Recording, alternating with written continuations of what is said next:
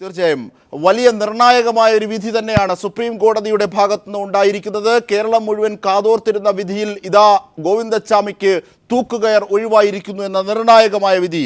സന്ധ്യ, ആ അമ്മയോടൊപ്പമല്ലേ നമ്മളെല്ലാവരും? തീർച്ചയായും ആ അമ്മയ്ക്കൊപ്പമാണ്, നീതിക്കൊപ്പമാണ്. ഈ വിധി നീതിയാണ് എന്ന് നമുക്കൊരിക്കലും പറയാൻ കഴിയാത്തൊരവസ്ഥയിലാണ്. കാരണം തൊട്ട് മുമ്പ് സംസാരിച്ച ആളൂർ എന്ന അഡ്വക്കേറ്റിന് പോലും സംശയമില്ല ഗോവിന്ദച്ചാമിയാണ് സൗമ്യയെ കൊന്നത് എന്നുള്ളതിന്. അദ്ദേഹം വളരെ വ്യക്തമായി തന്നെ വാദം നിരത്തുന്നത് പോലെ പറഞ്ഞു എന്തുകൊണ്ടാണ് ഇത് സംഭവിച്ചതെന്ന്. പക്ഷേ അപ്പോൾ ശരിക്കും നീതിന്യായ വ്യവസ്ഥയും മറ്റ് വ്യവസ്ഥകളൊക്കെ തന്നെ സ്ത്രീകളുടെ മേൽ നിന്ന് കൊഞ്ഞണം കാട്ടുകയാണ് ചെയ്യുന്നത്. ഒരു സ്ത്രീ മരിച്ചു പോയ ഒരവസ്ഥയെക്കുറിച്ച് നമ്മളിപ്പോഴും ചർച്ച ചെയ്യുന്നത് തെളിവുണ്ടോ എന്നുള്ളതിനെക്കുറിച്ചാണ്.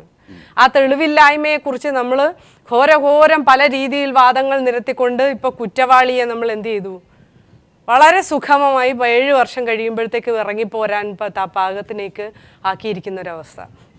എവിടെയാണ് സ്ത്രീകൾ ഇതിനെ? തീർച്ചയായും ഒരു ഡീറ്റെയിൽ കൂടിയുണ്ട്. ഇതുവരെയുള്ള ഗോവിന്ദച്ചാമിയുടെ ശിക്ഷ കൂടി പരിഗണിക്കുമ്പോൾ ഇനി 2 വർഷത്തിന് ശേഷം ഗോവിന്ദച്ചാമിക്ക് ഇറങ്ങാം എന്ന് കൂടിയുണ്ട്. 7 വർഷം കഠിന തടവിന് മാത്രമാണ് ഗോവിന്ദച്ചാമി എന്ന നരാധമന് ഒരു പക്ഷേ കേരള സമൂഹത്തിന്റെ വാക്കുകൾ എടുത്തിട്ട് അങ്ങനെയാണെങ്കിൽ പറയേണ്ടത് 7 വർഷം കഠിന തടവ് മാത്രമാണുള്ളത്. തൂക്കുകയർ ഒഴിവായിരിക്കുന്നു. ഈ ഘട്ടത്തിൽ 5 വർഷത്തെ തടവ് ഗോവിന്ദച്ചാമി സ്വാഭാവികമായും അനുഭവിച്ചതിന്റെ ഭാഗമായി ഇനി 2 വർഷത്തിനുള്ളിൽ ഗോവിന്ദച്ചാമിക്ക് ഇറങ്ങാം. ശ്രീമതി സോണിയ ജോർജ്, സ്ത്രീകൾക്ക് നിയമവ്യവസ്ഥയോടുള്ള ഒരു വിശ്വാസ്യതയെ ബാധിക്കുന്ന ഒരു വിധിയായിട്ടാണ് എനിക്ക് ഇതിനെ തോന്നുന്നത്. കാരണം തലമുറകളായി അനുഭവിക്കുന്ന ചൂഷണങ്ങളുടെ ഭാഗമായി ഉണ്ടായ അവബോധങ്ങൾ ആണ് സ്ത്രീയെ ഇത്ര പരിധിവരെ നീതിന്യായ സംവിധാനങ്ങൾ സ്ത്രീകൾക്ക് അനുകൂലമാക്കുന്ന ഒരു പ്രക്രിയയിലേക്ക് കൊണ്ടുപോയത്. ഈ ഒരു പ്രക്രിയ പോലും നാണമില്ലേ നമുക്ക്? പ്രത്യേകിച്ചും ഒരു പബ്ലിക് പ്രോസിക്യൂഷനെ പ്രതിഭാഗം വക്കീൽ ഇത്ര പരസ്യമായി ആക്ഷേപിക്കുന്ന ഒരു സീൻ കേരളം കണ്ടു. നാണക്കേട് തോന്നുന്നു, ലജ്ജ തോന്നുന്നു. കേരളത്തിലാണോ നമ്മൾ നിൽക്കുന്നതെന്നുള്ളത്. എത്ര ധൈര്യമായിട്ടാണ് അദ്ദേഹം പറഞ്ഞത്, ഞാനായിരുന്നുവെങ്കിൽ ഗോവിന്ദച്ചാമിക്ക് പരമാവധി ശിക്ഷ വാങ്ങിക്കൊടുത്തേനെ എന്ന്. ഇത് ശരിക്കും ഭരണകൂടത്തോടുള്ള വെല്ലുവിളി തന്നെയാണ്. എവിടെയാണ് സ്ത്രീകൾ, ആരുടെ അടുത്താണ് പോകേണ്ടത്, ആരുടെ അടുത്താണ് സമാധാനത്തിനായി അല്ലെങ്കിൽ ന്യായത്തിനായി നീതിക്കായി എങ്ങോട്ട് കയറിപ്പോകാൻ പറ്റും, എവിടെയുണ്ട് അങ്ങനെ ഒരു ഇടം എന്നുള്ളൊരു പൊതു ചോദ്യം കേരള മനസാക്ഷി മുഴുവൻ ഇപ്പോൾ ഇരുന്ന് ചോദിക്കുകയാണെന്നാണ് എനിക്ക് തോന്നുന്നത്. അല്ലാതെ വേറെ ചോദ്യങ്ങളൊന്നുമില്ല. സൗമ്യയുടെ അമ്മയുടെ നിലവിളി കാണാനുള്ള ശേഷി ആർക്കാ ഉള്ളത് ഇവിടെ? ഏത് ഭരണകൂടത്തിനുണ്ട്? ആർക്ക് പറ്റും? ഇതൊരു വല്ലാത്ത മാനസികാവസ്ഥ തന്നെയാണ്. ആ ഒരു സ്ത്രീയുടെ വിങ്ങിപ്പൊട്ടുന്ന അവസ്ഥ. ആരാണ് അവരെ പിന്തുണയ്ക്കേണ്ടത്? ആരാണ് അവരുടെ കൂടെ നിൽക്കേണ്ടത്? പ്രത്യേകിച്ചും ഇത്ര ധാർഷ്ട്യത്തോടെ ഒരു പ്രതിഭാഗം വക്കീൽ വന്നു പറഞ്ഞെങ്കിൽ എവിടെയാണ് പരാജയം സംഭവിച്ചത്? ഇതിനെ ശാസ്ത്രീയമായി തെളിയിക്കാൻ കേരളത്തിന്റെ ഒരു പബ്ലിക് പ്രോസിക്യൂട്ടർക്ക് കഴിയില്ലെങ്കിൽ. തീർച്ചയായും സന്ധ്യ, അതായത് ഒരു പക്ഷേ ഒരു അഭിഭാഷകൻ എന്നതിൻ്റെ നേർരേഖയ്ക്ക് അപ്പുറത്തേക്ക് കടന്നുള്ള പ്രതികരണം എന്നെ തന്നെ അത്ഭുതപ്പെടുത്തി. ആളൂർ എന്ന പ്രതിഭാഗം അഭിഭാഷകൻ ഇത്തരത്തിൽ പറഞ്ഞുവെങ്കിൽ ഒരു പക്ഷേ സൗമ്യയുടെ ഘാതകന് ഇതിനേക്കാൾ ഉപരിയായ ശിക്ഷ വാങ്ങിക്കൊടുക്കാനുള്ള സാധ്യതകൾ ഉണ്ടായിരുന്നു. താനായിരുന്നുവെങ്കിൽ അത് ചെയ്യും. ഒരുപക്ഷെ അദ്ദേഹത്തിൻ്റെ സ്ട്രാറ്റജിക്കായ മൂവ്മെൻറ്റും ആകാം അത്. പ്രതിഭാഗത്തെ അല്ലെങ്കിൽ പ്രോസിക്യൂഷനെ അത്ര കണ്ട് താറടിക്കാനുള്ള അദ്ദേഹത്തിൻ്റെ ഒരു ശ്രമവുമാകാം സ്വാഭാവികമായും. എങ്ങനെയായിരുന്നാലും ഇതിനകത്ത് നിയമപരമായി ഗോവിന്ദച്ചാമിക്ക് തൂക്കുകയർ നൽകാനുള്ള എല്ലാ സാധ്യതകളും ഉണ്ടായിരുന്നു എന്ന പ്രതീക്ഷ കൂടി ആളൂരിൻ്റെ വാക്കുകളിൽ ഉണ്ടോ? കാരണം ഉണ്ടായിരുന്നു എന്ന് തന്നെയാണ്. അതിനുള്ള എല്ലാ അവസ്ഥകളും ഉണ്ടായിരുന്നു. നമ്മൾ ഇതേക്കുറിച്ച് ചർച്ച ചെയ്യുന്നതിന് മുന്നേ ഈ കേസിന്റെ വിധി കേരളത്തിലെ ഗോവിന്ദച്ചാമിമാർക്ക് നൽകുന്ന മെസ്സേജ് എന്താണ് അവർക്ക് കൊടുക്കുന്ന മെസ്സേജ്? ഒരാളെ തള്ളിയിട്ട് കൊന്ന് പീഡിപ്പിച്ച് അതിദാരുണമായ അവരുടെ ജീവൻ നഷ്ടപ്പെടുത്തിയാലും 7 കൊല്ലം നമ്മൾ ജയിലിലിട്ട് നല്ലോണം ഭക്ഷണം കൊടുത്ത് സുഖമായിട്ട് ഇറങ്ങിപ്പോവാനുള്ള അവസ്ഥ നമ്മുടെ വ്യവസ്ഥയിലുണ്ട് എന്നുള്ളതിൻ്റെ തെളിവാണ് ഈ കേസ്. ഇത് ഒരു തെളിവില്ല എന്ന് പറയുന്ന ആനുകൂല്യം പറ്റിക്കൊണ്ട് നാട്ടിൽ നടക്കുന്ന കൊലപാതകങ്ങളും സ്ത്രീകൾക്ക് മേലെയുള്ള അതിക്രമങ്ങൾക്കും മേലെ സ്വയം വിജയം നേടാമെന്നുള്ളതിൻ്റെ നല്ലൊരു ഉദാഹരണമായിട്ടായിരിക്കും കേരളത്തിലെ ഗോവിന്ദച്ചാമിമാർ ഈ കാര്യത്തിൽ, ഈ കേരളത്തിലെന്നല്ല ഇന്ത്യയിലെ തന്നെ നമുക്കറിയാവുന്നത് ഒരു കേസുകളിലും സ്ത്രീക്ക് അനുകൂലമായ വിധി കിട്ടുന്നില്ല എന്നുള്ളത് തന്നെയാണ്. നമ്മൾ ഡൽഹി കുട്ടിയുടെ കേസ് പറഞ്ഞത് ഇങ്ങോട്ട് ഐസ്ക്രീം പാർലർ കഴിഞ്ഞ് എത്ര പേര് ഓർമ്മിക്കാത്ത ഒരുപാട് കേസുകൾ നമ്മുടെ മുന്നിലുണ്ട്. ആ കേസുകളിൽ എവിടെയാണ് സ്ത്രീകൾക്ക് അനുകൂലമായ വിധി ഉണ്ടായത്? നമ്മളെപ്പോഴും വളരെയേറെ നിർഭാഗ്യകരമെന്നും വളരെ കഷ്ടമായി പോയി എന്നൊക്കെ തന്നെ ചർച്ച ചെയ്തുകൊണ്ട് ഇരിക്കുകയേ ചെയ്യുകയാണ്. എവിടെയാണ് ഇതിൻ്റെ ലൂപ്പ് ഹോൾ എന്ന് കണ്ടുപിടിക്കാൻ നമ്മൾ ഇതുവരെയും ശ്രമിച്ചിട്ടില്ല എന്നുള്ളതാണ്. ഒരു രീതിയിലും കേരളത്തിലെ സമൂഹം ഈ കാര്യത്തിൽ ഉണർന്ന് പ്രവർത്തിക്കാൻ കഴിഞ്ഞിട്ടില്ല എന്നുള്ളതും വളരെ നിർഭാഗ്യകരമാണ്. കാരണം ഓരോ കേസ് നമ്മളിപ്പോഴും ഗോവിന്ദചാമി കേസ് എന്ന് ഈ കേസിനെ പേരിടാൻ പോലും തയ്യാറല്ല. നമ്മളിപ്പോഴും പെൺകുട്ടികളുടെ Soumya case, Nirbhaya case, Jyoti case എന്നൊക്കെയാണ് ഇതിന് പറയുന്നത്. ഇത് കൊലപാതകികളുടെയും അക്രമം കാണിക്കുന്നവരുടെയും പേരിലാണ് നമ്മൾ ഈ കേസുകൾ പറയേണ്ടത്. ഗോവിന്ദചാമി കേസ് എന്നാണ് ഇത് പറയേണ്ടത്. എന്തിനാണ് നമ്മൾ കഷ്ടപ്പെട്ട സൗമ്യയെ ഓർമ്മിക്കുന്നത്? മരിച്ച നമ്മുടെ മുന്നിൽ ഇന്നും രക്തസാക്ഷിയായി നിൽക്കുന്ന ആ പെൺകുട്ടിയെ എന്തിനാണ് എല്ലായ്പ്പോഴും അവൾ കടന്നുപോയ ആ വിഷമത്തിനെ വീണ്ടും എപ്പോഴും മുന്നിലേക്ക് കൊണ്ടുവരുന്ന ഒരു അവസ്ഥ ഉണ്ടാക്കുന്നത് എന്തിനാണ്? അതിൽ പോലും നമുക്കൊരു മാറ്റവും ഉണ്ടാവാതെ നമ്മളിപ്പോഴും ചർച്ച ചെയ്തുകൊണ്ടേയിരിക്കുകയാണ് ഗോവിന്ദചാമിയെക്കുറിച്ച്, ഗോവിന്ദചാമിയുടെ കേസിനെ കുറിച്ച്. ഒരു കാര്യത്തിൽ ഒരു തർക്കവും വേണ്ടാത്ത കേസാണ്. കാര്യമില്ല. കാരണം ഈ കേസിൽ നടക്കുക ഇതുപോലെ തന്നെ സമാനമായ എല്ലാ കേസുകളിലും വളരെ ദുർബലമായ, എളുപ്പത്തിൽ കുറ്റവാളിക്ക് രക്ഷപ്പെടാൻ പഴുതു നൽകുന്ന രീതിയിലാണ് നമ്മുടെ പ്രോസിക്യൂഷൻ്റെ വാദങ്ങളും നമ്മൾ രേഖപ്പെടുത്തുന്ന പലതരത്തിലുള്ള സെഷൻസുകളും. അത് നമ്മൾ കുറേ കൂടെ വളരെ ശക്തമായിട്ട് ഈ ഒരു ഉദാഹരണം വെച്ചിട്ടെങ്കിലും ശരിക്കും പഠിക്കണം. വളരെ ദുർബലമായ അല്ലെങ്കിൽ വളരെ ദുർബലമെന്ന് നമ്മൾക്ക് ആർക്കും, കാരണം വെച്ചാൽ കേരള സമൂഹത്തിൽ ആർക്കും തന്നെ ഇക്കാര്യത്തിൽ തർക്കമില്ല. നോക്കൂ, പ്രതിഭാഗം വക്കീലിന് പോലും തർക്കമില്ല. പക്ഷേ ഈ പേപ്പറുകളിൽ എഴുതിയിരിക്കുന്ന നിരത്തപ്പെട്ട അല്ലെങ്കിൽ അവിടെ മുന്നിൽ വെച്ച തെളിവുകൾക്ക് അത്ര ബലം പോരാ എന്നുള്ളതാണ് ഇതിൽ നിന്ന് നമുക്ക് മനസ്സിലാവുന്നത്. ഇത് വളരെ ദയനീയമായ ഒരു അവസ്ഥയാണ് കേരളത്തിലും ഇന്ത്യയിലും ഒക്കെയുള്ള മൊത്തം സ്ത്രീ സമൂഹത്തിന്, മൊത്തം പൊതുസമൂഹത്തിന്, സ്ത്രീകൾക്കൊപ്പം നിൽക്കുന്ന ഒക്കെ ഒരു സ്ത്രീ സമൂഹത്തിന് വളരെ വേദനയോടെ തന്നെയാണ് ഈ വിധി നമ്മൾ കാണേണ്ടത്. തീർച്ചയായും സോണിയ ജോർജ്, അങ്ങനെയാണെങ്കിൽ നിയമപരമായി ഇത് വാദിക്കുന്നതിലുണ്ടായ പരാജയത്തിൻ്റെ വശങ്ങളിലേക്ക് മാത്രം നാം കൂപ്പുകുത്തരുത്. ഒരുപക്ഷെ പ്രതിഭാഗം അഭിഭാഷകൻ ഇത്ര കണ്ട് അതിരുവിട്ട് സംസാരിച്ചത് അദ്ദേഹത്തിൻ്റെ സ്ട്രാറ്റജിക്കൽ മൂവ് ആയിരിക്കാം. ഞാൻ നേരത്തെ സൂചിപ്പിച്ചതുപോലെ പ്രോസിക്യൂഷനെ താറടിക്കുന്നത്. പക്ഷേ നമ്മുടെ നിയമ സംവിധാനത്തിൻ്റെ മുഴുവൻ പരിമിതി ഇതിലേക്കുണ്ടാകാം. ഒരുപക്ഷെ അപൂർവങ്ങളിൽ അപൂർവമായ കൊലയായി ഇതിനെ വ്യാഖ്യാനിക്കപ്പെടുന്നില്ലാകാം. കേവലം ഒരു ബലാത്സംഗം അല്ലെങ്കിൽ അതിലേക്ക് നയിക്കപ്പെട്ട ഒരു കൊലപാതകം എന്നതിനപ്പുറത്തേക്ക് നാം വൈകാരികമായി കാണുന്ന ഒരു വശങ്ങളും നിയമത്തിൻ്റെ വശങ്ങളിൽ ഒരുപക്ഷെ കാണണമെന്നില്ല. ആ പരിമിതി കൂടി ചർച്ച ചെയ്യപ്പെടേണ്ടതല്ലേ ഈ ഘട്ടത്തിൽ? തീർച്ചയായിട്ടും. ഇപ്പോൾ വിധിന്യായത്തെക്കുറിച്ച് വിശദീകരിച്ചപ്പോൾ പറയുകയുണ്ടായി, മർഡർ, കൊലപാതകം ഒഴിച്ച് ബാക്കിയെല്ലാം സുപ്രീം കോടതി ശരിവെച്ചു എന്ന്.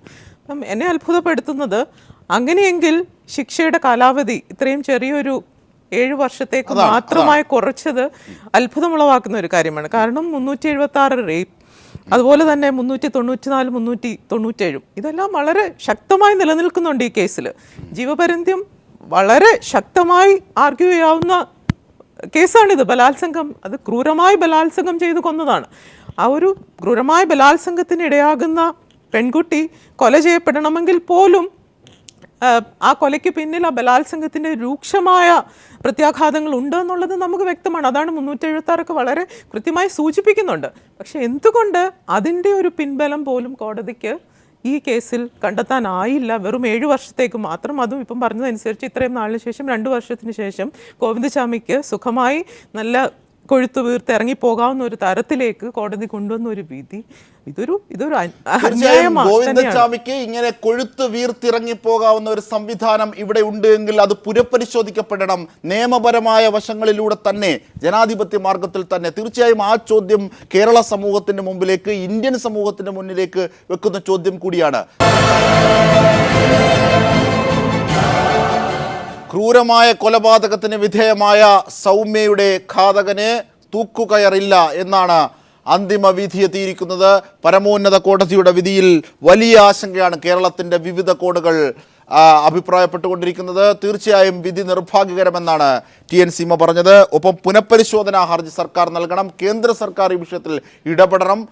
അടക്കമുള്ള കാര്യങ്ങളാണ് CPIM-ന്റെ ഭാഗത്തും ഉണ്ടായത്. സുപ്രീം കോടതിയിൽ ഇത്തരത്തിൽ കാര്യങ്ങൾ വിശദീകരിച്ച UDF സർക്കാരിൻ്റെ കാലത്ത് നിയമിച്ച ജോസഫ് തോമസ് എന്ന പ്രോസിക്യൂട്ടറെ ഒരുപക്ഷെ മാറ്റാതെ ഈ കേസുമായി ബന്ധപ്പെട്ട മുഴുവൻ കാര്യങ്ങളും തടസ്സപ്പെടാതെ പോകട്ടെ എന്നതാണ് ഇപ്പോഴത്തെ സർക്കാർ വിചാരിച്ചത്. കാരണം കീഴ്ക്കോടതിയിലും വിചാരണ കോടതിയിലും ഹൈക്കോടതിയിലുമൊക്കെ അയാൾക്ക് തൂക്കുകയറിലേക്ക് എത്തിക്കാനായി. അതിൻ്റെ വിചാരണ നടപടികൾ തടസ്സപ്പെടേണ്ടല്ലോ എന്നതാണ് ഈ സർക്കാർ ആക്കിയത്. അങ്ങനെ വീഴ്ച പറ്റിയിട്ടുണ്ടോ പ്രോസിക്യൂഷൻ്റെ ഭാഗത്ത് എന്ന് പരിശോധിക്കണമെന്നാണ് CPIM-ഉം പ്രതികരിച്ചിരിക്കുന്നത്. സന്ധ്യ, ശരിക്കും തീർച്ചയായും അത് നേരത്തെ അമ്മ പറഞ്ഞതിൽ നിന്ന് ഒരു അല്പം തെറ്റിദ്ധാരണ ഉണ്ടായതാണെന്ന് തോന്നുന്നു. വേറെ പിന്നീട് അഡ്വക്കേറ്റിനെ മാറ്റി എന്നുള്ള കാര്യത്തിൽ അഡ്വക്കേറ്റിനെ തന്നെയാണ് വെച്ചിരുന്നത്. അതിനൊരു മാറ്റവും സംഭവിച്ചിരുന്നില്ല. പക്ഷേ എവിടെയാണ് പിഴവ് പറ്റിയതെന്നുള്ളത് നമ്മളിപ്പോഴും ആശങ്കയുണ്ട്. എന്താണ്, ആർക്കാണ് മനസ്സിലാവാത്തത്, ആർക്കാണ് അറിയാത്തത്? അപ്പോൾ ഇതിൽ നിന്ന് മനസ്സിലാവുന്നത് തള്ളിയിട്ടുവെങ്കിൽ കൊന്നത് എങ്ങനെ, തള്ളിയിട്ടത് കൊണ്ട് കൊന്നു എന്നുണ്ടെങ്കിൽ എന്താണ്, ഒരാളുടെ ജീവൻ നഷ്ടപ്പെടുകയാണെങ്കിൽ അതിനെ ഒരു കൊലപാതകമായി മാത്രം കാണുക. പക്ഷെ പുതിയ നിയമത്തിൽ അങ്ങനെയല്ല. പിന്നെ അമെൻഡ്മെന്റ് വരുന്നതിന് മുമ്പാണ്. അങ്ങനെയാണെങ്കിൽ നിയമങ്ങൾക്ക് മുൻപ്രാബല്യമില്ല. അതാണ് പരിമിതി. അതെ, ഒന്നാലോചിച്ച് നോക്കുക. ആ പരിമിതികളൊക്കെ പല ജീവനെ പല കേസുകളിലൂടെ മനുഷ്യനെയാണ് ബാധിക്കുന്നത്. പലരെയും അത് മരിച്ചുപോയ ആ വ്യക്തിയെ മാത്രമല്ല, ആ സമൂഹത്തെ ഒട്ടാകെ ബാധിക്കുന്നതാണ്. ഇന്ന് കേരള സമൂഹത്തിൽ ആർക്കും ഈ വിധിയോട് അനുകൂലമായി ഉണ്ടാവുമെന്ന് ഞാൻ പ്രതീക്ഷിക്കുന്നില്ല. കാരണം മൊത്തത്തിൽ ഇത് കാണുന്നതും കേൾക്കുന്നതുമായ കൊച്ചുകുട്ടികൾക്ക് പോലും ഇത് അനീതിയാണ് എന്നുള്ളതിനെ കുറിച്ച് യാതൊരു തർക്കവുമില്ല. പക്ഷെ എങ്കിലും നമുക്കറിയാം, ഒക്കെ അറിയാമെങ്കിലും ഇതിങ്ങനെയാണ് എന്ന് പറയുന്നത് എന്തിനാണ്? എന്തുകൊണ്ടാണ് അങ്ങനെ സംഭവിക്കുന്നത്? അപ്പം നമുക്ക് പിന്നീട് പ്രതീക്ഷ വെക്കേണ്ടത് എങ്ങനെയാണ്? അങ്ങനെയാണെങ്കിൽ നമ്മുടെ വ്യവസ്ഥയിൽ മാറ്റം വരേണ്ടതല്ലേ ശരിക്കും? പോലീസ് വ്യവസ്ഥയിൽ, നമ്മുടെ അന്വേഷണ വ്യവസ്ഥയിലൊക്കെ തന്നെ പിന്നീട് പോലീസിൻ്റെ പരിഷ്കരണ കമ്മീഷൻ തന്നിട്ടുള്ള ചില നിർദ്ദേശം എന്ന് പറയുന്ന അതിക്രമങ്ങൾക്ക് വിധേയമായ അതിക്രമങ്ങൾ നടക്കുമ്പോൾ ഒരു പ്രത്യേക സമിതി ഇതിനെ അന്വേഷിക്കണം എന്നാണ്. അതായത് ഏതെങ്കിലും ഒരാളെ ഏൽപ്പിക്കുകയല്ല, അതിന് വേണ്ടിയിട്ട് തന്നെ ആ ക്രൈം അന്വേഷിക്കാൻ വേണ്ടിയിട്ട് പ്രഗത്ഭരായ, അതിൽ പ്രാവീണ്യം നേടിയ, ശാസ്ത്രീയമായ അടിത്തറയുള്ള ഉദ്യോഗസ്ഥരെ എടുത്തുകൊണ്ട് ആ കേസ് അന്വേഷിപ്പിക്കുകയും ഒപ്പം വളരെ പെട്ടെന്ന് ഇത് അന്വേഷിക്കുകയും വിധി കോടതിയുടെ പിന്നെ പ്രവർത്തനങ്ങൾ ഇതോടൊപ്പം തന്നെ നടപ്പിലാക്കണം നടക്കും. ഇത്രയും കാലം കഴിഞ്ഞു.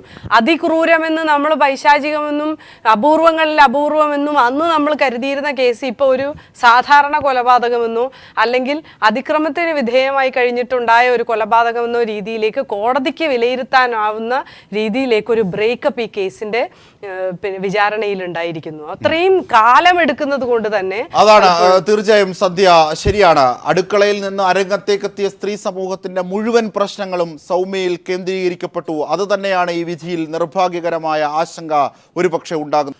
തീർച്ചയായും ചർച്ച തുടരുമ്പോൾ നമ്മോടൊപ്പം പ്രമുഖ അഭിഭാഷകൻ കൂടിയായ സുഭാഷ് ചന്ദ്രൻ ദില്ലിയിൽ നിന്നും ചേരുകയാണ്. സുഭാഷ്, കേൾക്കാമെങ്കിൽ 2-3 സംശയങ്ങളുണ്ട് നിയമപരിജ്ഞാനമുള്ള താങ്കളിൽ നിന്നും സാധാരണക്കാർക്ക് ലഭിക്കേണ്ടത്. ഒന്ന്, ഇത്തരത്തിൽ ഒരു സംശയമാണ്. അതായത് വിചാരണ കോടതിയിലും ഹൈക്കോടതിയിലും ഒരുപക്ഷെ ലഭിച്ച വിധിയിൽ ഓവർ കോൺഫിഡൻസ് ഉണ്ടായി. അതാണ് സുപ്രീം കോടതിയിലെ തിരിച്ചടിക്ക് കാരണം. ഏതെങ്കിലും തരത്തിൽ പ്രോസിക്യൂഷന്റെ ഭാഗത്തു നിന്നുള്ള വീഴ്ചയെ ഈ ഘട്ടത്തിൽ പരിശോധിക്കാമോ നിയമപരമായ ആ പ്രക്രിയകളെ സംബന്ധിച്ച്?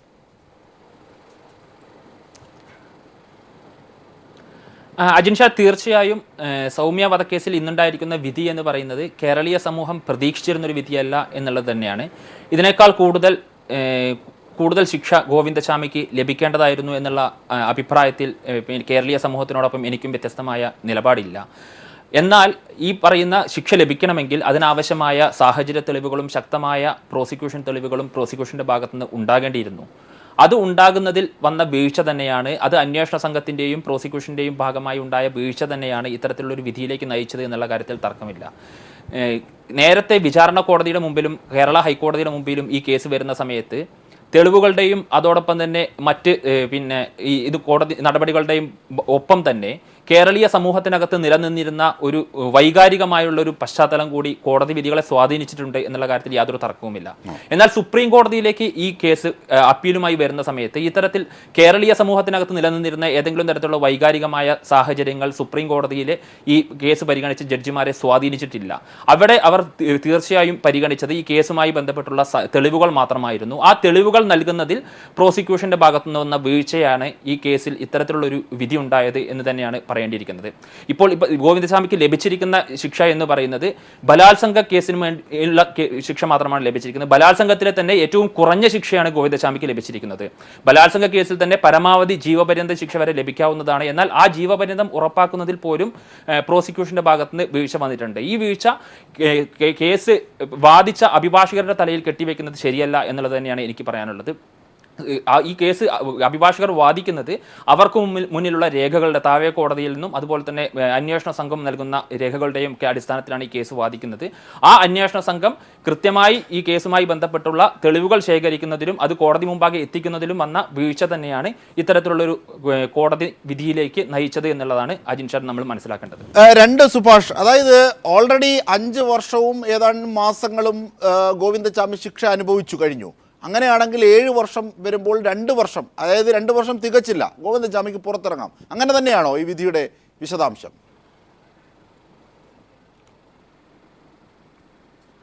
തീർച്ചയായും നിലവിലുള്ള സാഹചര്യത്തിൽ കോടതി വിധിയുടെ പകർപ്പ് കോടതി ഇന്ന് 10:30 വാക്കാൽ ഈ കേസിന് സൗമ്യ വധക്കേസിലെ വിധി പ്രസ്താവിക്കുക മാത്രമാണ് ചെയ്തിരിക്കുന്നത്. ഇതിൻ്റെ കോടതി വിധിയുടെ പകർപ്പ് നമുക്ക് ലഭിച്ചിട്ടില്ല. പക്ഷേ സാമാന്യ രീതിയിൽ ഇത്തരത്തിൽ ഗോവിന്ദസ്വാമി 5 വർഷത്തെ ശിക്ഷ അനുഭവിച്ചു കഴിഞ്ഞതിനാൽ 5 വർഷത്തിലധികം ശിക്ഷ അനുഭവിച്ചു കഴിഞ്ഞതിനാൽ ഞാൻ മനസ്സിലാക്കുന്നത് ശരിയാണെങ്കിൽ ഏതാണ്ട് ഇനിയൊരു 16 മാസത്തോളം മാത്രമേ ഇനി ഗോവിന്ദസ്വാമി ശിക്ഷ അനുഭവിക്കേണ്ടി വരികയുള്ളൂ. അത് അക്കാര്യങ്ങളെല്ലാം കോടതി കൃത്യമായി വിധിക്കകത്ത് വ്യക്തമാക്കിയിട്ടുണ്ടായിരിക്കും. ആ വിധിയുടെ പകർപ്പ് ലഭിച്ചതിന് ശേഷം മാത്രമേ ഇക്കാര്യത്തിനകത്ത് ഒരു പൂർണ്ണമായ വ്യക്തത വരികയുള്ളൂ.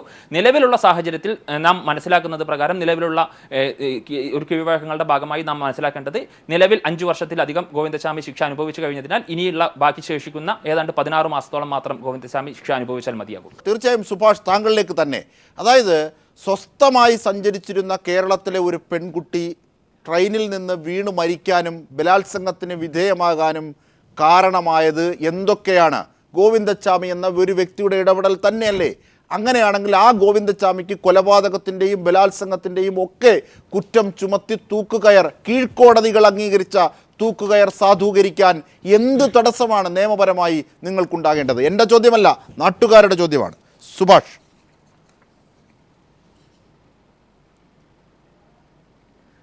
അജിൻഷാദ്, ഇതിനകത്ത് ഞാൻ നേരത്തെ സൂചിപ്പിച്ചതാണ്, സുപ്രീം കോടതിക്ക് മുൻപാകെ ഒരു കേസ്, ഒരു അപ്പീൽ വരുന്ന സമയത്ത് അവിടെ പരിശോധിക്കപ്പെടുന്നത് കീഴ്ക്കോടതികളിലെ പൂർണ്ണമായും രേഖകൾ മാത്രമാണ്. കീഴ്ക്കോടതികളിൽ അന്വേഷണ ഉദ്യോഗസ്ഥരും അതുപോലെ തന്നെ ഇതുമായി ബന്ധപ്പെട്ടുള്ള മറ്റ് രേഖകളുമെല്ലാം പരിശോധിച്ചുകൊണ്ട് മാത്രമാണ് സുപ്രീം കോടതി ഒരു നിഗമനത്തിലെത്തുന്നത്.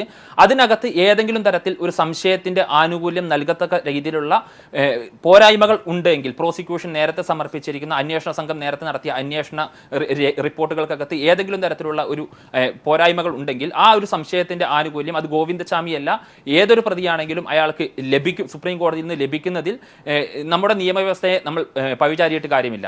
അതാണ് നിലവിലുള്ള ഇന്ത്യൻ നീതിന്യായ വ്യവസ്ഥയ്ക്ക് ഇത്തരത്തിലുള്ള ഒരു